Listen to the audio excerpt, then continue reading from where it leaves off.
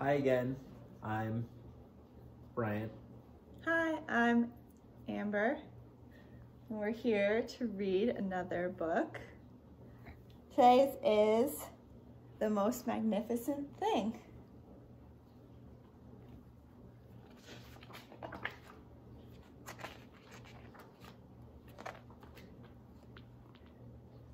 This is a regular girl and her best friend in the whole wide world. They do all kinds of things together. They race, they eat, they explore, and they relax. She makes things, and he unmakes things. One day, the girl has a wonderful idea. She's going to make the most magnificent thing. She knows just how it will look. She knows just how it'll work. All she has to do is make it. And she makes things all the time. Easy peasy. First, she hires an assistant. Next, they gather their supplies. They set up somewhere out of the way and get to work. The girl tinkers and hammers and measures, while her assistant pounces and growls and chews.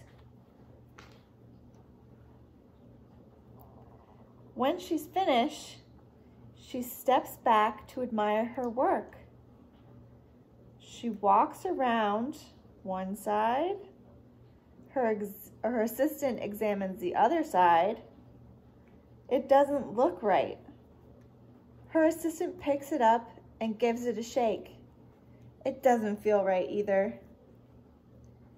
They're shocked to discover that the thing isn't magnificent or good. It isn't even kind of, sort of okay. It's all wrong. The girl tosses it aside and gives it another go. She smooths and wrenches and fiddles. Her assistant circles and tugs and wags. When she's finished, she stands up and takes a look at it. Her assistant gives it a nudge with his paw. The thing is still wrong. So she decides to try again. The girl saws and glues and adjusts. She stands and examines and stares. She twists and tweaks and fastens.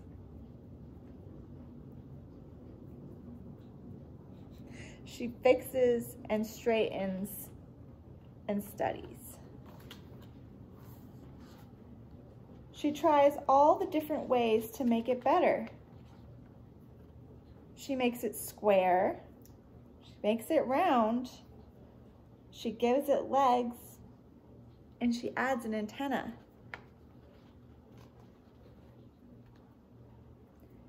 She makes it fuzzy. She makes it long. She makes it short, rough, smooth, big, small. One even smells of stinky cheese. But none of them are magnificent. Her hard work attracts a few admirers, but they don't understand. They can't see the magnificent thing that she has in her mind. And she gets mad. The angrier she gets, the faster she works. She smashes pieces into shapes. She jams parts together, and she pummels the little bits in. Her hands feel too big to work, and her brain is too full of all the not right things. If only the thing would just work. Crunch! The pain starts in her finger. It rushes up to her brain, and she explodes. It is not her finest moment. I'm no good at this. I quit. Her assistant suggests a walk. It's not much help at first, but before long, she starts to feel different. Bit by bit, the mad gets pushed out of her head. As they stroll along, she comes across the first wrong thing she made. The bad feelings are about to start all over again. And then she notices something surprising. There are some parts of the wrong thing that are really quite right. The bolts on one, the shape of another, the wheel to seat ratio of the next. There are all sorts of parts that she likes. By the time she reaches the end of the trail, she finally knows how to make the thing magnificent. She gets to work. She works carefully and slowly, tinkering, hammering,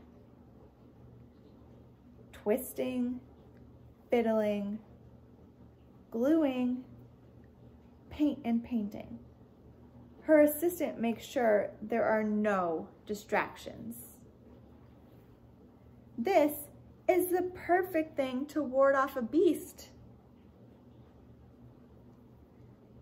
This one is all wet. This one will stop that leak. The afternoon fades into evening, and finally she finishes. She alerts her assistant. The pair take a good, long look. It leans a little to the left, and it's a little bit heavier than expected. The color could use a bit of work too, but it's just what she wanted. They climb around and take it for a spin.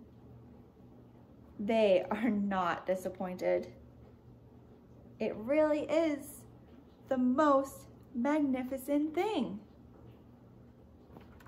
The end. The end. Thank you. Thank you.